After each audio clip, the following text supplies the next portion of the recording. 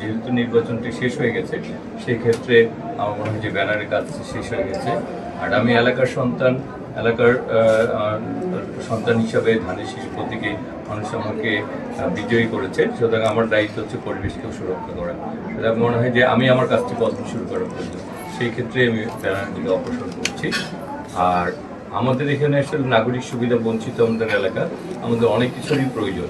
আর সেই ক্ষেত্রে আমরা আসলে বলেছি যে আমরা এলাকা ভিত্তিক বলবো, ওয়ার্ড ভিত্তিক মতামত নিয়ে যে কাজটি করলে ওই ওয়ার্ডে বেশিরভাগ লোক উপকৃত হবে, অথবা স্থানীয়ভাবে যে কাজটি যে উন্নয়ন অংশ যে ডিমান্ড বেশি, সে মতামতটা নিয়ে আমাদের সরকার গঠিত হলে যারা দায়িত্বশীল থাকবেন তাদেরকে যে আমাদের বক্তব্যটা এবং আমাদের যে প্রয়োজনটা উপস্থাপন করব।